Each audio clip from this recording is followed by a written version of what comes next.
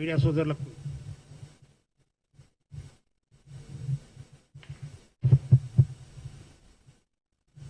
సోదరులకు నమస్కారం.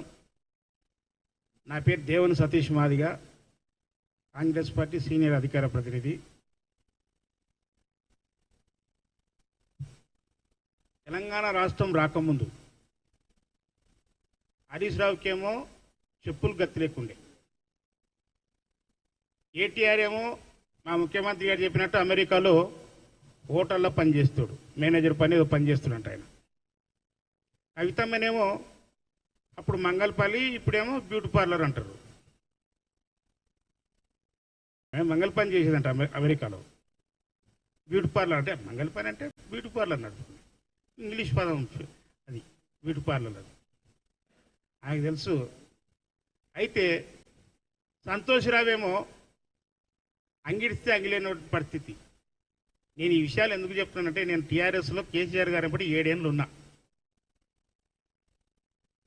కేసీఆర్ చెప్తుండే, నేను నా బీబీ నా భార్య ఇద్దరం పావుసేరు నూకలు అయితే సరిపోతుంది, 20 వండుకొని తింటాం, తెలంగాణ ఉద్యమం కొట్లాడి తెలంగాణ తెస్తామని చెప్పేసి అని చెప్పిన వ్యక్తి ఈ వ్యక్తే. నేను ఒక దళిత బిడ్డగా కాంగ్రెస్ వ్యక్తిగా అడుగుతున్నా, 10 సంవత్సరాల క్రితం మీ ఆస్తులు ఏందో దయచేసి శ్వేతపత్రం రిలీజ్ చేయండి. 10 సంవత్సరాల క్రితం తెలంగాణ ఉద్యమం చేయకముందు మీ ఆస్తులు ఎంత? 10 సంవత్సరాల్లో మీరు ప్రభుత్వాన్ని నడిపిన తర్వాత మీ ఆస్తులు ఎంత? అచ్చొచ్చిన ఆంబోతుల్లాగా తయారయ్యి తెలంగాణ రాష్ట్రాన్ని 10 సంవత్సరాలు పరిపాలించే ముందు మీ చేతికి తెలంగాణ రాష్ట్రం వచ్చినప్పుడు 16,000 కోట్ల రూపాయల మిగులు బడ్జెట్తోన ఆంధ్రప్రదేశ్ నుంచి మనం పక్కకు విడిపోయాం. 16,000 కోట్ల మిగులు బడ్జెట్. కానీ మీ చేతులకు వచ్చిన పాపానికి తెలంగాణలో 7.5 లక్షల కోట్ల రూపాయల అప్పు. మిగులు డబ్బులతో రాష్ట్రానికి చేతికి వస్తే మీ చేతి నుంచి కాంగ్రెస్ చేతికి మీ తెలంగాణ వచ్చేవరకల్లా, మళ్ళీ తెలంగాణ ప్రభుత్వం వచ్చేవరకల్లా 7.5 లక్షల కోట్లు. అది లెక్కలతో సహా అసెంబ్లీలో ప్రభుత్వ అధికారాల ప్రకారం ప్రకటించడం జరిగింది.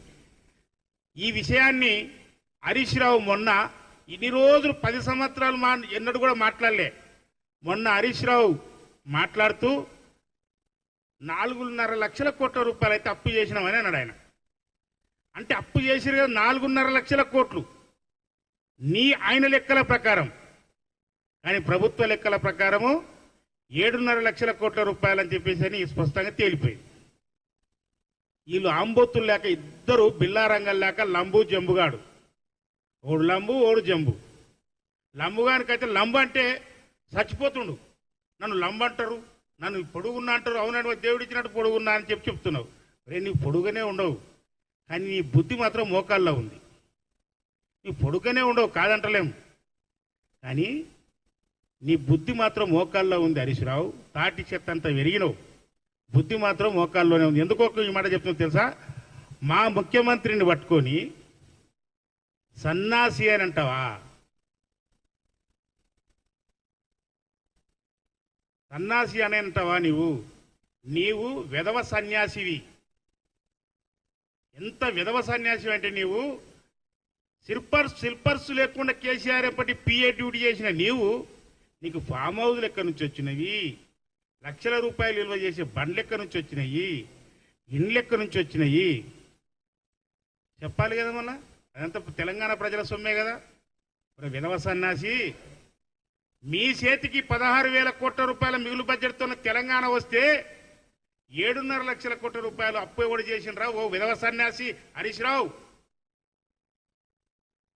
2 లక్షల ఉద్యోగాలు భర్తీ చేస్తామని అసెంబ్లీ సాక్షిగా చెప్పిన ఓ విధవ సన్యాసి, 35,000 ఉద్యోగాలు ఇచ్చినామని గంట చక్రపాణి చెప్పే కదరా విధవ సన్యాసి.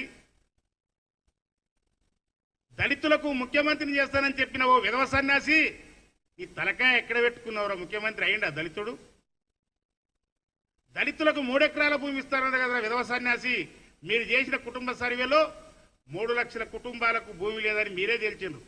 కానీ మీరు ఇచ్చింది 500 మందికి 1,500 ఎకరాల భూమిని ఇచ్చారు.